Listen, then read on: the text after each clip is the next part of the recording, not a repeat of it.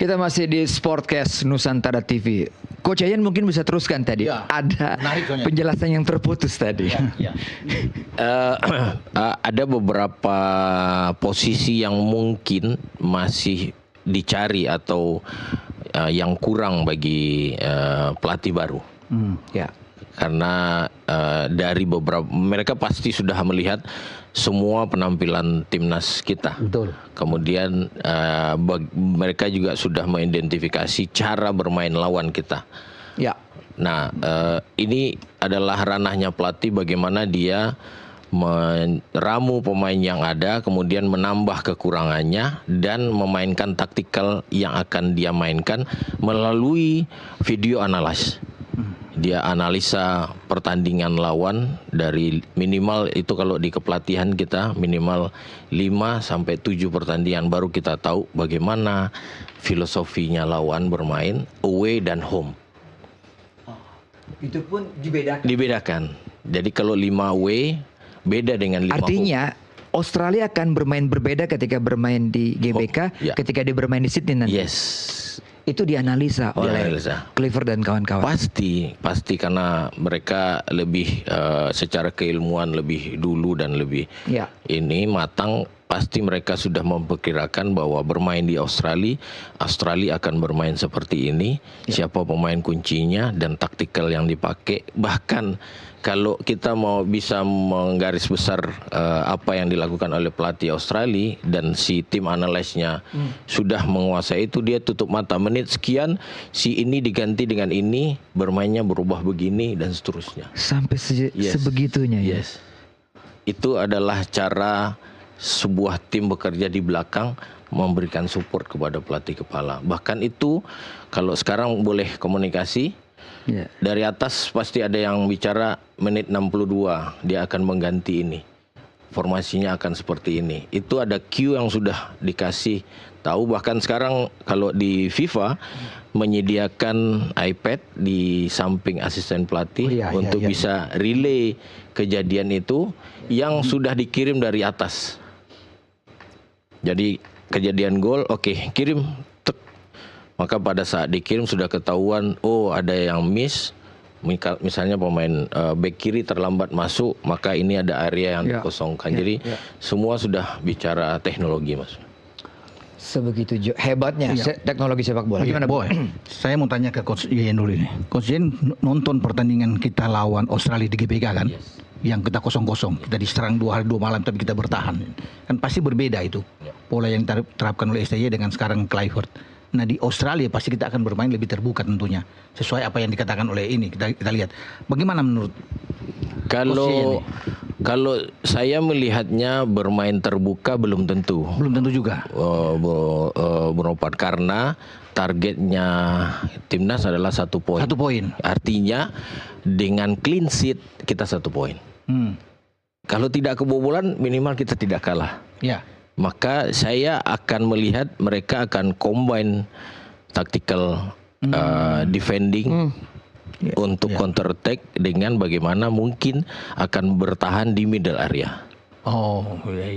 Kalau dia ada risiko yang akan muncul ketika dia main terbuka, maka ada area besar di belakang pertahanan. Nah, ini risiko paling besar untuk sebuah tim kebobolan. Jadi saya melihat mereka akan mencoba memainkan bertahan di lapangan tengah, memanfaatkan kecepatan pemain Indonesia melakukan counter dan juga tidak lupa untuk mengamankan pertahanan untuk clean sheet. Berarti lebih enak bermain dengan 5 gelandang kalau begitu ya, lebih enak ya untuk bisa di tengah lebih kuat. Tergantung siapa pemainnya akan dipanggil nanti. Siap. Ya, jadi saya tidak yakin bahwa Clifford akan bermain open karena dia tahu target dia hanya 1 poin. Tapi tidak juga untuk bertahan total. Tidak bertahan total karena semakin dekat ke gawang sendiri semakin besar kemungkinan orang membuat gol. Betul. Bung Yayan tadi menyinggung soal tergantung dari materi pemain yang dipanggil. Iya. Ya kan, sebagian besar pemain intinya bermain di Eropa. Dan ada tambahan lagi nih. Bung Ropan melihatnya seperti apa? Kalau tambahan kan cuma 1 tambahan oleh Romani. Oleh Romani untuk ongoing ya prosesnya. Prosesnya kan tanggal 8 nanti ini kan masih akan diambil sumpah. Kalau 2 itu masih muda. Mereka dipersiapkan mungkin di SEA Games atau di U23. Ya. Karena kan itu agak telat untuk berkuat di timnya U20 di Cina. Ya. Dion Mark sama Tim Havens. Ya. Jadi perubahan itu hanya ada di depan. Ya, sayang memang kita tidak punya Ragnar yang akumulasi kartu kuning. Kalau ada Ragnar kan lebih kuat, lebih tajam di depan. Ya. Tapi itu yang Coach Yayan bilang kan tergantung dari bagaimana Kluivert bisa memainkan pemain-pemainnya. Saya pikir kalau untuk bisa bermain, dia akan bermain dengan lebih banyak pemain yang bermain di Eropa, yang selalu bermain di klub baik di Eredivisie di Belanda. Kan ada Tom Haye yang selalu bermain dengan Almere. Kemudian ada Calvin Verdong dengan Nech yang bisa bermain kan. Man of the Week ya. Iya. Pemain terbaik Liga Belanda satu minggu ini. Iya, ada Jaices yang bermain di Venezia. Jadi mereka-mereka lah yang akan Mes Hilgers, Kevin Dix, mungkin itu yang akan dia pakai. Kalaupun dari sini Rido saya pikir ya, Rido akan bermain. Mungkin saja Marcelino, mungkin saja walaupun dia tidak dapat bermain di Oxford, tapi mungkin Marcelino. Karena kalau bicara di garis depan, kita untuk bisa mencetak gol ya harus ada Marcelino memang. Walaupun kita punya Eliano Reinders, bisa aja berdiri di belakang Ole Romani. Saya pikir itu taktik yang akan dia pakai di saat dia punya Ragnar. Jadi kesempatan buat kita masih ada. Ya bermain dengan mungkin ya terserah dia mau bermain dengan 4-3-3 atau 3-5-2, memperkuat lebih banyak di gelandang. Apalagi kalau Jairo datang kan. Itu lebih enak. Kalau ini masih proses, kalau Jairo bisa datang lebih kuat di gelandang kita. Ada Ivar Jenner sama Tom Haye akan lebih bagus. Nah, Bung Yayan, squad yang ideal itu punya kedalaman tentunya, ya kan? Tadi Bung Ropa menyinggung Rizky Ridho sebagai pemain belakang lah, sebagai stopper. Pernah di Persija juga, pernah di Timnas juga. Melihat sosok Ridho ini, improve-nya memang luar biasa.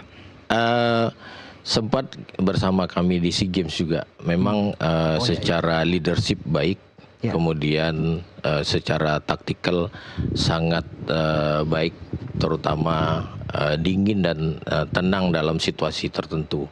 Yang kadang-kadang pemain belakang itu panik. Tapi Rizky Ridho tidak. Ini sebuah kelebihan yang dimiliki Ridho. Bahkan dalam situasi tertekan pun Ridho keluar sebagai leader yang mengatur pertahanan. Karena di pertahanan yang poin paling penting adalah komunikasi. Dan Ridho cukup baik dalam berkomunikasi dengan teman-temannya. Kan kami sempat sampaikan bahwa pemain hebat adalah pemain yang bisa membuat pemain sekelilingnya menjadi hebat. Jadi dia bukan sendirian. Bertahan, kita boleh punya satu bintang, tapi kita bisa menang dengan satu tim, tidak dengan satu pemain. Menarik lagi nih, soal pemain yang bermain di Liga 1.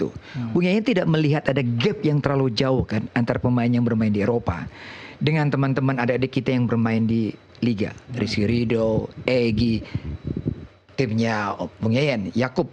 Ada Wahyu juga kan? Wahyu juga. Iya kan? Kalau gap level kompetisi intensitas pertandingan kemudian physical fitness Physical fitness? Yes, karena physical fitness itu bawaan lahir, Mas Boy. Ada yang makan nasi dengan yang makan spaghetti, kemudian kemudian kebiasaan.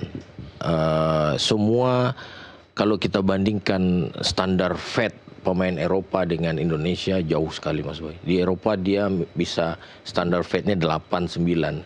Kita mencapai 12 saja sulit. Pemain kita turun sampai 12, kemudian ada libur dan kembali ke klub, dia naik lagi. Sementara pemain Eropa bisa memaintain itu.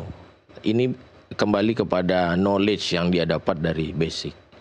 Bahwa dia memaintain latihan, makan walaupun tanpa latihan dan kompetisi. Itu yang kita agak minus karena kebiasaan kembali ke habitat yang lama. Kembali ke keluarga, makan tidak teratur, istirahat tidak teratur, latihan tidak di-maintain. Jadi maintenance itu adalah hal yang paling penting buat pemain. Kalau dia ingin berada di level yang selalu top seperti begitu. Ya banyak contoh, Ronaldo, Messi, pemain-pemain top, mereka latihan tanpa kompetisi atau tanpa latihan dengan klub, mereka melakukan kegiatan yang rutinitas sehingga mereka ada di level yang selalu sama. Nah, kita up and down. Gitu. PR besar juga buat. Kalau cara visi bermain sepak bola. Iya, kita cukup dibantu dengan sekarang ada 8 pemain asing dan ada 6 yang bermain. Itu yang membedakan sepak bola Liga 1 dan Liga 2. Liga 1 lebih taktikal, diatur oleh beberapa pemain kunci terutama asingnya. Tapi Liga 2 lebih banyak lari. Kamu memang kelebihan pemain Indonesia adalah kecepatan.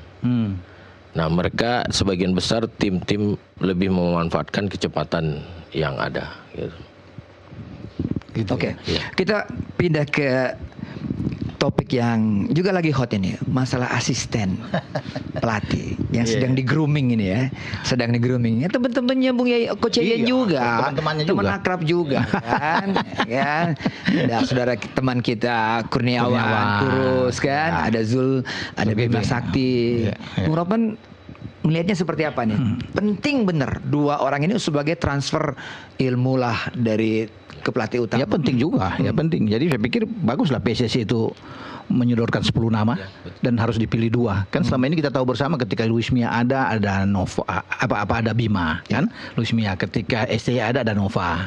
Nah, sekarang memang perlu dan saya pikir kalau Om Boy sebut nama Kurniawan ya pantas lah kalau dia bisa masuk.